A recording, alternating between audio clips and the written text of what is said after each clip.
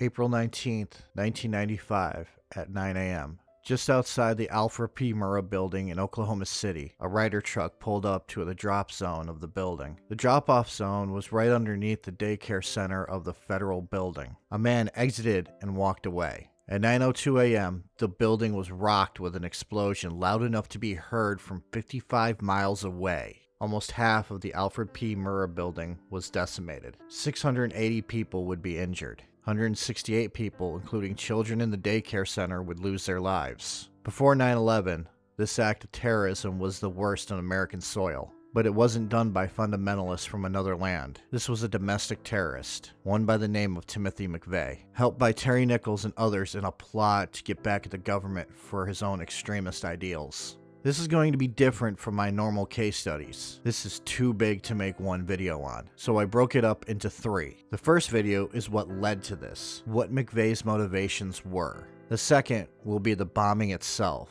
The third will be on who McVeigh was, who his accomplices were, and the possibility that there are even more out there that we don't know about. There will be things I will hold back from this part to talk about in later parts, so if you feel I missed something, hold tight. I most likely will discuss it later on. At the same time, I'm going to be summarizing a lot of events. This is because I'm either going to be making a full video on the subject later, or because if I hadn't, it would be a 4-hour-long video, which to me is long and tedious. I tend to like videos where the subject is summarized thoroughly and accurately. So because I am like that, I don't expect anyone who watches my videos to want something that can be long, tedious, and sometimes boring. With that said, let's talk about Timothy McVeigh's motives.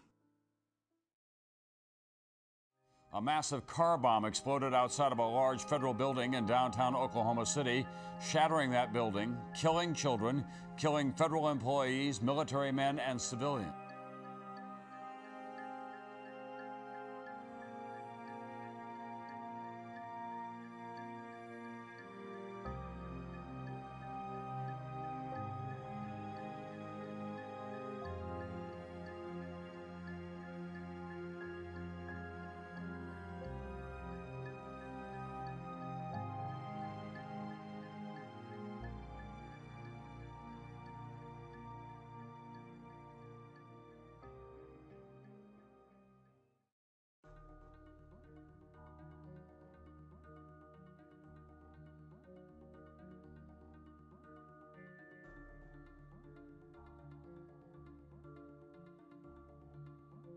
While Timothy McVeigh and Terry Nichols were not white supremacists according to themselves, they were big fans of a certain book called The Turner Diaries. McVeigh himself claimed that what interested him in the novel was guns, survivalism, and the anti-government sentiments. This novel was written by a racist asshole named William Luther Pierce. He wrote it under the pseudonym Andrew MacDonald and published it in 1978. Pierce at one point was a professor of physics at Oregon State University, but he left that job and became the founder of a neo-Nazi party called the National Alliance. I could go on and on how this man was a racist, but I just need to go over his really poor attempt at writing a novel to show this guy's bigotry. It is about a race war, depicted in the year 2099 as historical events, about a man named Earl Turner who takes part in the overthrow of the system. The system being the United States government, which in Pierce's writing is under Jewish control. The president denounces racism,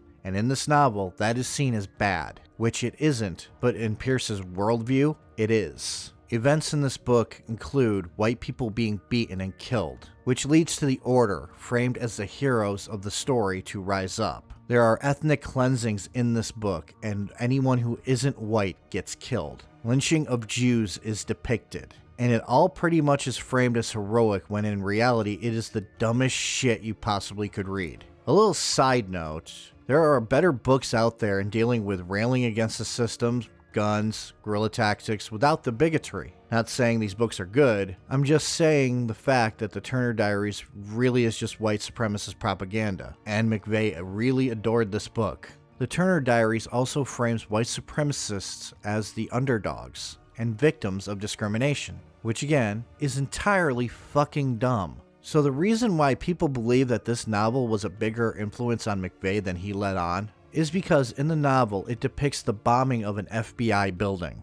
In the book, it is a truck bomb, and the FBI building is bombed because the government took away people's guns. Which the Alfred P. Murrah building was a federal building, just didn't have any FBI in it. It was mostly a small ATF presence, and mostly welfare programs and government offices. Another link to white supremacy comes in the form of Elohim City, which I will get into more in part 3, but for this one just know that Elohim City was founded by Robert G. Millar, who was a Canadian who immigrated to Oklahoma and was a leader in the Christian identity movement, which, to summarize, thinks people of a certain ethnic backgrounds are the real Israelites and descendants of Abraham. I bet you can't guess what those ethnicities are. If you said Anglo-Saxon and Nordic, you deserve a cookie. Elohim City is not a city. It is a community of white nationalists with ties to different white supremacist groups, including one who named themselves after the Order from the Turner Diaries. The real Order was founded in 1983 and was mostly a neo-Nazi group who wanted to start a race war so they can have their own homeland in the United States. They did kill someone, and I'm going to cover the killing of Alan Berg later this month, but for now, let's get back to how this all is connected. McVeigh and associates either went to Elohim City or made phone calls to Elohim City leading up to the bombing. I will go more into detail the role the residents of Elohim City might have had during the bombing in part 3, but for now, I'm going to move on from bigotry. So as I said before, McVeigh claimed to not be racist. It is hard, though, to not think that he had some racist beliefs. In my opinion, it doesn't add up that he would just enjoy the company of people from Elohim City based solely on anti-government rhetoric and the love of the Second Amendment. Honestly, he probably was slightly racist, if not more, and just tried to cover his ass by saying that he wasn't.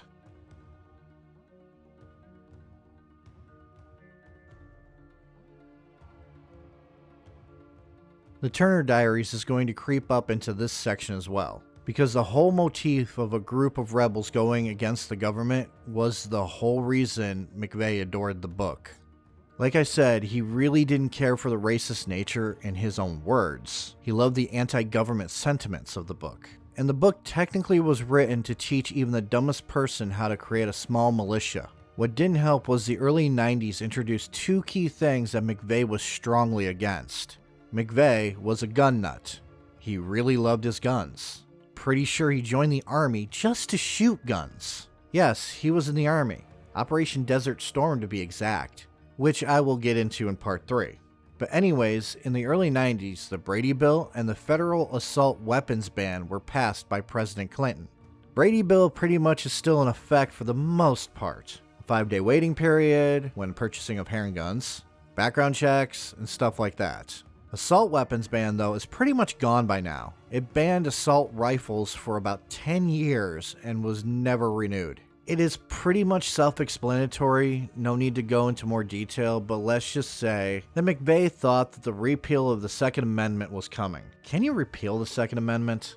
Pretty sure Congress doesn't have the power, or else why would we have an amendment for prohibition in the Constitution and an amendment that states prohibition is no longer a thing? I mean, technically it's a repeal, but it's complicated and my fucking brain hurts now. Where was I? Oh yes, his anti-government ideologies. He subscribed to magazines like Soldier of Fortune. Soldier of Fortune was pretty much a magazine dedicated to survivalism and firearms. It ran ads for books as well. This and other similar publications is where McVeigh bought a lot of his anti-government literature. He once wrote to papers complaining about taxes, which include such gems like, "Is a civil war imminent? Do we have to shed blood to reform the current system? I hope it doesn't come to that, but it might." He wrote to a New York representative about a woman getting arrested for using mace. He wrote to them, "It is a lie if we tell ourselves that the police can protect us everywhere at all times. Firearms restrictions are bad enough, but now a woman can't even carry mace in her purse?" But there is a drastic difference between complaining about government overreach and the bombing of a federal building. There were two events that happened to make McVeigh and his conspirators decide to act. In their minds, what happened in Oklahoma City was punishment for what happened at Ruby Ridge in 1992 and the siege at Waco in 1993.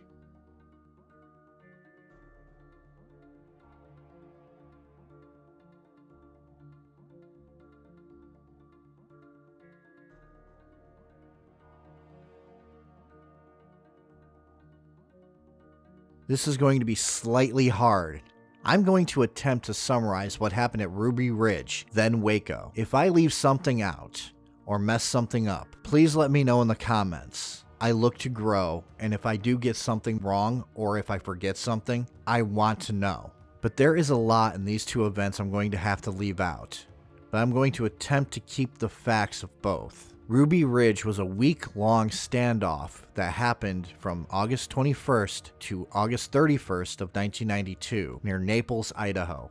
Randy Weaver had been in the Army in 1968, but he was never deployed to Vietnam. When he left the Army, he married Vicki Weaver and had 4 kids, all homeschooled.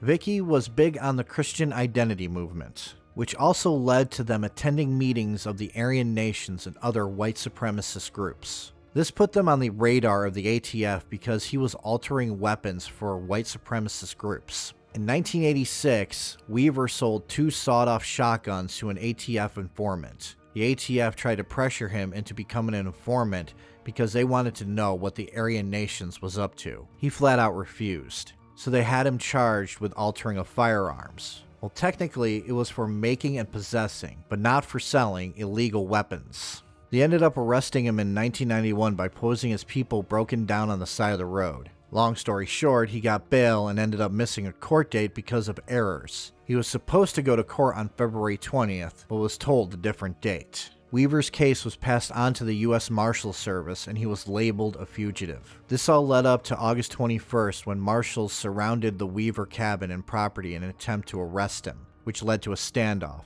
and a gunfight. Inside the cabin were Randy Weaver, his wife Vicki, their 4 kids, and a man named Kevin Harris. On August 22nd, Vicki Weaver was killed. Randy had gone out with Harris and Sarah Weaver, his 16-year-old daughter. A shot hit Randy in the back, causing a mad dash towards the cabin for them. The sniper took aim and shot through a door, but behind the door, holding Weaver's 10-month-old daughter, was Vicki. And here are where things get messed up if you're Randy Weaver and the others. Vicki was dead, and the marshals began requesting that Vicki and the children be allowed to go free, which to Randy felt like they were mocking him. To be fair to Randy, they did have the house bugged, so why they thought Vicki was alive is baffling. Well, the standoff ended, but the handling of the situation was really poor. There were investigations done on the handling of the situation, which is muddled, and no one on the side of the marshals were prosecuted for the incident. Kevin Harris would be set free.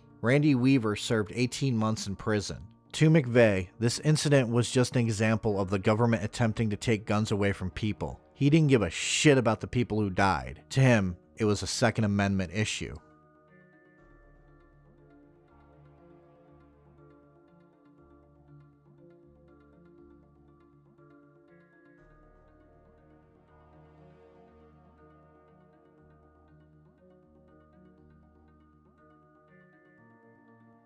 David Koresh was a cult leader. I'm not going to sugarcoat it because he pretty much thought he was the reincarnation of Jesus Christ. His following, the Branch Davidians, didn't start with him as the leader though. He had child brides, loved to preach doomsday scripture, and liked to hear himself talk. So because I'm doing a full video on the siege of Waco in May, this will be a summary for the sake of what the incident meant to Timothy McVeigh personally. The Branch Davidians under Koresh were suspected of stockpiling illegal firearms, so the ATF got a search warrant and on February 28, 1993, attempted to enact the warrant, which ended up being a gunfight followed by a long standoff. A standoff that ended when Attorney General Janet Reno approved an assault on the compound. There's a lot of moving parts in this one, a lot of things I have to keep out for now until I make the video on what happened in Waco. But let's just say Koresh ordered the compound to be set on fire, and the FBI, who was also there, launched tear gas into the complex, which set the whole thing on fire. 82 Branch Davidians were killed, including children. 76 were killed on the last day of the siege. They either died from smoke inhalation, buried alive by rubble, or self-inflicted gunshot wounds. They didn't even attempt to leave. That was the level of control Koresh had. Timothy McVeigh, during the siege, actually went to Waco where he was handing out anti-government pamphlets. How the siege ended was his primary motivation. He didn't care for the children who died, the religious views of the cult. He cared, again, for what he perceived to be government overreach. He cared about how it was handled. He saw the FBI and ATF setting fire to the building, which, To be fair, that is what played out on television. It didn't come out until much later that David Koresh ordered his followers to set fire to the building, but Timothy McVeigh began to plot retaliation, and he would make sure the government knew it was retaliation for what happened at Waco. On April 19, 1993, the Branch Davidian complex on Mount Carmel had gone up in flames. He would use that date as the date to bomb the Alfred P. Murrah building in Oklahoma City.